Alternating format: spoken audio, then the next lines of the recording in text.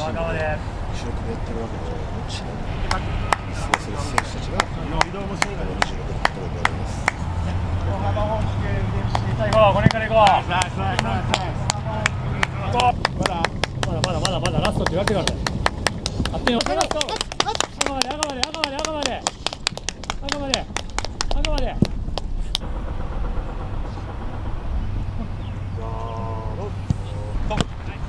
精度、ボールスピード、ファーストタッチ置く位置。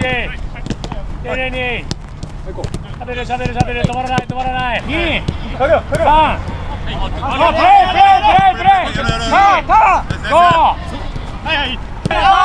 サービス。8、2、1。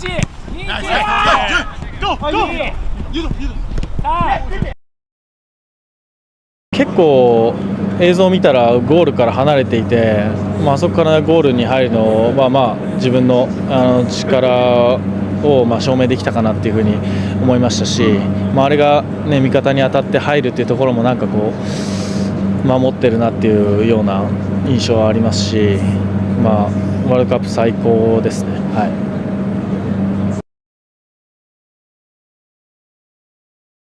やっぱりスタメンの選手だけじゃ試合には勝てないし、トーナメントは短いっていうのもあると思うんで、選手交代で出てきた選手がどういうプレーをするかっていうのがものすごいキーになるとは思うので、そういった意味で交代選手としての価値はある程度見せられた部分もあるとは思いますけど、次は勝ちにつなげられるようにはしたいと思います。2度先制というかリードされてからの、追いつけたというところは間違いなくポジティブですし、追いつき方も試合の終盤に最後1点取れたというところで、チームとしても勢いは出たと思うし、雰囲気も悪くはなかったですけど、ただなんていうんですかね、そこで満足することもないし、次のチュニジア戦が非常に大事になってくると思うんで、それを前回のワールドカップでも経験してるんで、はい、非常に気は引き締まっているのかなと思います。はい。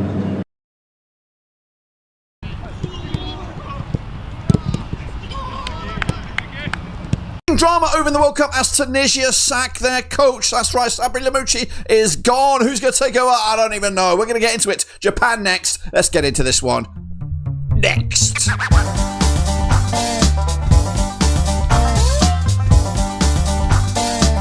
That's right, folks, back once again with another video. Today we take a look at the Group F encounter between Tunisia, Japan, coming at you over in the Monterrey Stadium over in Guadalupe. That's right, we're going to get into all of that and much more in just 1 second. If you knew where you've been, each and every one of the likes for each and every one of the nations, of course, get the likes in Tunisia, Japan, and the gang. That's right. So let's get into this one then, shall we? Of course, looking at it on the 21st of June at the Estadio Monterrey Guadalupe over in Mexico. Tunisia in trouble. 3 defeats on the spin in all competitions. They're winners in the last 4. Up against Japan, though, unbeaten in I don't even know how long. They're coming into this on 87% form. But let's remind ourselves how we got to this grand old stage with Tunisia.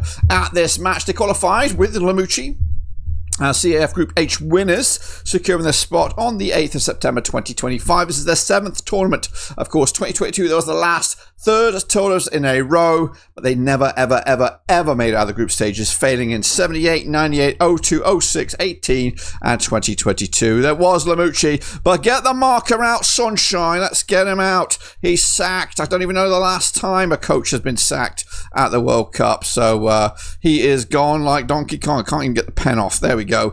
Meanwhile, captain being Alice Shaqiri, VIP being Anben Salmane. They're ranked 44th according to the world rankings of FIFA. They are on the way out here. 70, what we like, 75, 750 to 1 to lift the World Cup, maybe 7,500 to 1 to lift the trophy. They are in trouble. Quick reminder of the squad then coming into this for Tunisia with the likes of Darman and between the sticks. Ben Hessen as well compete for the jersey. Into the defensive line, we've got Musa Montasa Talibi, we've got Dylan Braun, we've got Jan Valery, Omar Reketic as well. Into midfield, Anis Ben Salmani, Hannibal Melsby, Ismail Gahabi all competing for a jersey. Sebastian Tuneki on the books of Celtic, it looks like. Kali Ayari on the books of PSG. And of course, Hasan Mastouri as well. What about, of course, a starting lineup? Can I get you a starting 11? Well, of course I can. We're going to go with a 4-2-3-1 here with the likes of Damen between the sticks, Abdi, Talibi, Bron and Valerie. We've got Shaqiri, Bahalji, Mahmoud, Alias Saeed, Hannibal, Ayari and Mastouri up top. They're going to be taking on a Japanese team, of course, coming at you as AFC third round Group C winners. The date being 25th of March 2025 was when they come in here. 8 times they've been at this tournament. 2022 was the last. They're currently on a streak of 8 successive tournaments. They've made it to the round of 16 in 4 of those last 8, 2002, 2010, 2018, and 2022. They're managed by Hanji Moriyasu, captain being Watari Endo. Is he in the tournament? I don't even know. We know that Kariyama Tomo is out. FIFA ranking of 18th according to the world. I have these guys. The recap of the squad then. Yeah, we got likes of Sion Suzuki between the sticks, Yuto Nagamoto at the back, Kiyo Akuturo, Hiroki Itoko, Yukanari Sugawara as well. Into midfield, the likes of Junior Ito, Ritsuduan, Dachi Kameda, Ayo Tanaka. Into the attacking lines, we've got Deizen Maeda, Koki Ogata, and Kentenko Shigoe as well. How about starting 11? Can we get a starting 11, Dirk? Yes, we can. We're going to start with this lineup here. We've got the likes of Suzuki, Watanabe, Seiko, Suzuki at the back as well. Tanamo, Seino, Endo, Sugawara, Kameda, Suzuki, and Ueda up top. Recap of the situation over in Group F then, shall we? Of course, Sweden top the charts here with 3 points out of possible 3. Japan are in second place, 11 on points, 11 on goal difference with that of the Dutch. Tunisia got a lot of work to do if they're going to get out of it. After this game, though, Tunisia will take on the Dutch, of course, on the 26th of June. As for Japan, they'll wrap it up against Sweden, of course. Will they be qualified by that point? Who bloody knows? Quick situation then over in the grand old scheme of things between these two nations. They have played, according to my data, 6 times since my records began. 5 wins for Japan, just 1 win for Tunisia. There's been 8 goals scored by Japan, with only 3 scored by Tunisia. As for the most recent match between these two sides, it was way back in October 17, 2023. It was a 2-0 win for Japan. Goodness gracious. I mean, they've actually exchanged victories, both of these two nations, in recent times, with a win for Tunisia not that long ago, June 14th, 2022. As for the nations themselves, 20 foreigners for Japan, 23 foreigners for Japan, 20 for Tunisia. They have a slightly younger squad to the Tunisians compared to the Japanese. As for the win index favours Japan 62% on this one. The draw is at 25, Tunisia at 13%. As for the public opinion, before a ball was even kicked, the Dutch were favoured for this group.